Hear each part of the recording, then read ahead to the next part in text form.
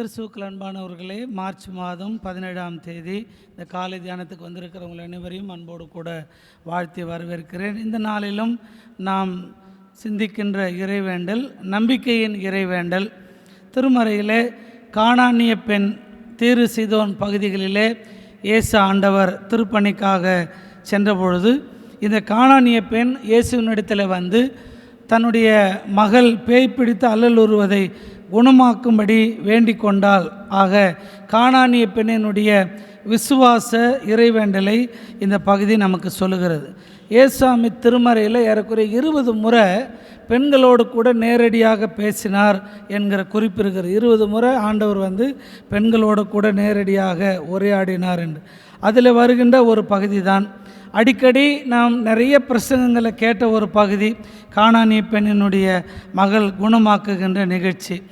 இந்த பகுதியிலே அவர்கள் ஏறெடுக்கிற விண்ணப்பம் என்னவென்று சொன்னால், தன் ஒரே மகள் பேய் பிடித்து அல்லலுறுகிறாள் அப்படின்னு சொல்லி.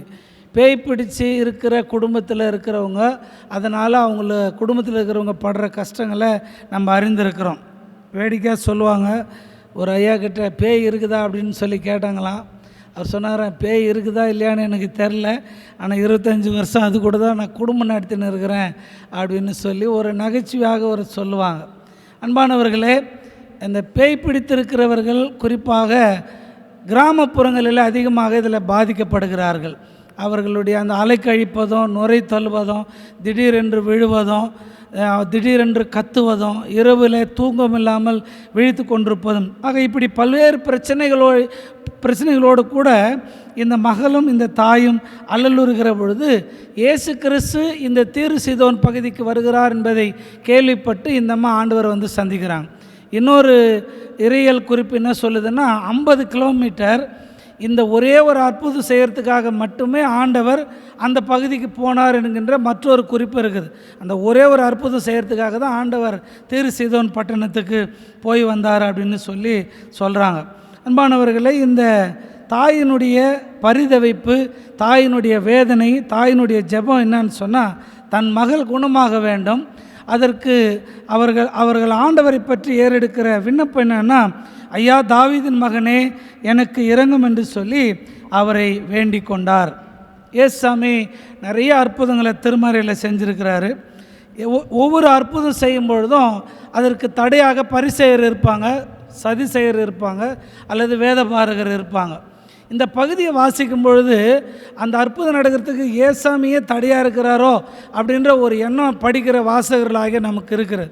அது மட்டுமல்ல, ஒவ்வொரு முறை இதை படிக்கின்ற பொழுதும் இந்த பகுதியில் வருகின்ற நாய் என்கின்ற பதம், அதுவும் பெண்ணை பார்த்து ஏசாமி நாயின்னு எப்படி சொன்னார் அப்படின்ற ஒரு நெருடல் வாசிக்கின்ற நம்ம எல்லோருக்குமே வருவது இயல்பு தான். எதுக்காக ஆண்டவர் அந்த அம்மாவை பார்த்து நாய் அப்படின்னு சொல்லியிருக்க முடியும் அப்படின்ற கேள்வி நமக்கு எழும்பும்.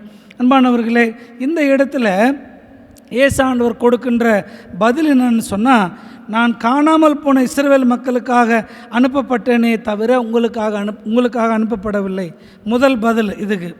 ரெண்டாவது, பிள்ளைகளுக்குரிய உணவை எடுத்து நாய்களுக்கு போடுவது இல்லை என்று. இந்த ஏழை தாய் இந்த எதிர்மறையான கேள்வியை ஆண்டவர் சொன்ன பதில் அவங்க எதிர்பார்க்கவே இல்லை. ஆனால் விடாப்பிடியான ஒரு முயற்சியை அவர் தொடர்ந்து செய்கிறதை பார்க்கிறோம். அவர் என்ன சொன்னாலும் பரவாயில்ல, தன் மகள் குணம் பெற வேண்டும் என்று தன் மகளுடைய குணத்திற்காக, சுகத்துக்காக ஆண்டவரை விடாப்பிடியாக பின்தொடர்கின்ற ஒரு தாயை இங்கே பார்க்கலாம். ஆங்கில பகுதியில் சீடர்கள் சொல்கிறாங்கல்ல, இந்தம்மா கத்திக்கிட்டே வராங்க அப்படின்ற வார்த்தை டிஸ்டர்ப் என்கிற ஒரு வார்த்தை ஆங்கிலத்தில் பயன்படுத்தப்படுகிறது. அதற்கான லத்தீன் மூலம் என்னென்னா டிஸ்டர்பர், அப்படி அதுதான் அதனுடைய பொருள் தான். ஆங்கிலத்தில் இந்த டிஸ்டர்ப் என்கிற வார்த்தை வருகிறது. அதனுடைய பொருள் என்னவென்னா, ஒரு சுழண்டு கொண்டிருக்கிற சக்கரம், அந்த சக்கரத்தின் ஓட்டத்தை தடுப்பது அல்லது சுழண்டு கொண்டிருக்கின்ற சக்கரத்தை நிறுத்துவது. இந்த ஏசாமி பின்னாடி இந்த அம்மா அப்படிப்பட்ட ஒரு தேவையோடு கூட ஆண்டவரை எப்படியாவது நிறுத்தணும் அப்படின்னு அந்த மாதிரி பின்தொடர்ந்து வர கத்திக்கிட்டே வராங்க அப்படின்னு சொல்ல. அப்போ தான் சீடர்கள் சொல்கிறாங்க, இந்த பெண் நம்மை தொந்தரவு செய்து கொண்டே இருக்கிறாள், ஆகையினாலே இவளுக்கு ஏதாவது செய்ய வேண்டும்.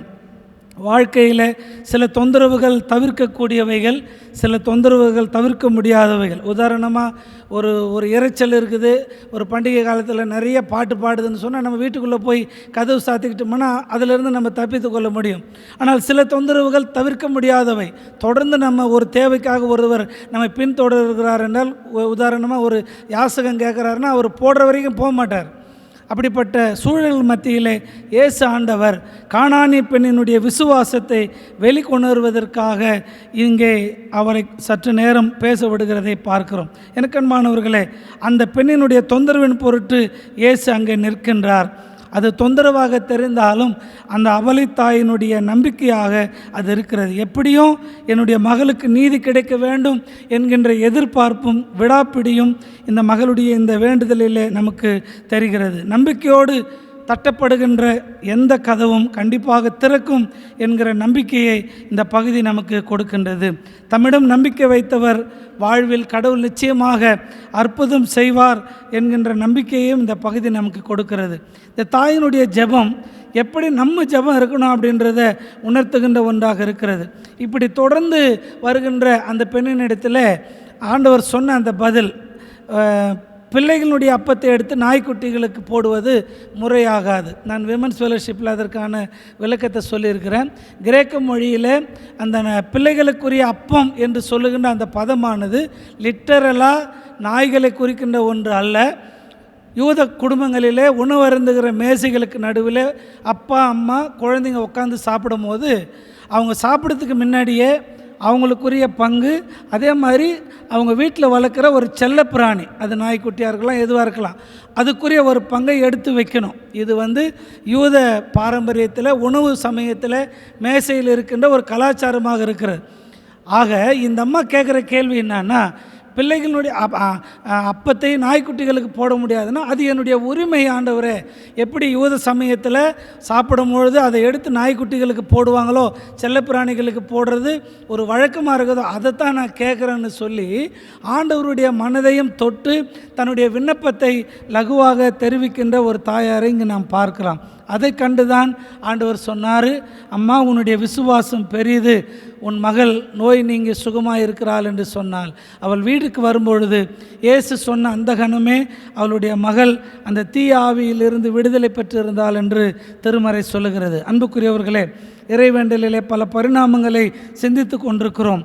இந்த தாயினுடைய இந்த இறைவேண்டலிலே நாம் கற்றுக்கொள்ளுகிற செய்தி, பல தடைகள், சமூக மத கலாச்சார கட்டமைப்புகளை நமக்கு இருந்தாலும் அவைகளை தாண்டி வருகின்ற பொழுது கடவுள் நிச்சயமாக நம்முடைய வாழ்க்கையில் நம்முடைய வேண்டுதலுக்கு பதில் தருகிறார். மற்றவர்கள் நம்ம என்ன நினைப்பார்களோ அப்படின்னு சொல்லி நினச்சோம்னா நிச்சயமாக ஆண்டவருடைய கரத்தில் எந்த நன்மையும் நம்ம பெற முடியாது. ஆண்டவரிடத்தில் நெருங்கி வர வேண்டும் என்பதை இந்த இறைவேண்டல் நமக்கு சொல்லுகிறது. சில நேரங்களிலே மௌனம் நம்முடைய விசுவாசத்தை சோதிக்கின்ற ஒன்றாக இருக்கலாம். அந்த அம்மா கேட்டப்போ கூட ஆண்டவர் முதல் கேள்விக்கு கொஞ்சம் நேரம் மௌனமாகவே போனார். மத்தேயு வாசி பார்த்தீங்கன்னா கடவுள் பதில் கொடுக்க மாட்டார் முதல்ல. ரெண்டாவது சீடர்கள் சொல்ல பிறகு தான் அந்த வார்த்தையை ஆண்டவர் ரெண்டாவது பதில் கொடுப்பார். அப்போது நம்முடைய விண்ணப்பங்களுக்கு கூட கடவுளிடமிருந்து மௌனம் பதிலாக இருக்கின்ற பொழுது அது நம்முடைய விசுவாசத்தை குறைப்பதாக இருக்கக்கூடாது, மாறாக விசுவாசத்தை அதிகப்படுத்துகின்ற ஒன்றாக இருக்க வேண்டும் என்பது இந்த ஏழை தாயினுடைய வேண்டுதல் நமக்கு உணர்த்துகின்ற செய்தியாக இருக்கிறது. நிறைவாக தொடர் வேண்டுதல். ஒருவேளை சீடர்களுக்கு பின்னால் வருகிறார். மத்தேயு சொல்லுவார், அந்தம்மா கத்துனாங்க, கூப்பிட்டாங்க. அப்போ கத்துறது கூப்பிடுறது முன்னாடி பண்ண முடியாது, பின்னாடி இருந்து தான் அந்தம்மா கத்தியிருக்கணும். அப்படி பின்னால் இருந்து கத்தி கொண்டிருந்தவங்க பதில் கிடைக்கலன்னு சொன்ன உடனே இப்போது மத்தேயு வாசி பார்த்தீங்களா தெரியும், முன்னாடி ஆண்டவருக்கு முன்னாடி அந்தம்மா மறுபடியும் தன்னுடைய விண்ணப்பத்தை தெரிவிக்கின்றதை பார்க்கிறோம். பின்னாடி இருந்து கதறுகின்ற அந்த அபலை தாய் முன்னால் ஆண்டவருடைய சமூகத்தில் அதை விண்ணப்பமாக மாற்றுகிறதை பார்க்கிறோம். அப்படியானால் நம்முடைய விண்ணப்பங்கள் ஆண்டவரை எந்த அளவுக்கு நெருக்கி ஏவுகிறதோ அல்லது நெருங்கி சேருகிறதோ அந்த அளவுக்கு கடவுளுடைய உள்ளத்தை அசைக்கின்ற ஒன்றாக இருக்கிறது. 3 காரியங்களை இந்த ஜெபத்தில் பார்க்கிறோம். பணிவு அந்த ஏழை தாயினிடத்தில் வெளிப்பட்டது, விடாமுயற்சி அந்த அபலை தாயினிடத்தில் வெளிப்பட்டது, நிச்சயம் கடவுள் தன் மகளை குணப்படுத்துவார் என்கிற விசுவாசம் இந்த ஜெபத்தில் இருக்கிறது. நாமும் நம்முடைய ஜெபத்தில் அவ்விதமாக தொடர்ந்து கடவுளை நெருங்குவோம். இந்த நாள் முழுவதும் சிந்தனை வழி கடவுள் நம்மை வழிநடத்தி காப்பாராக. ஆமேன்.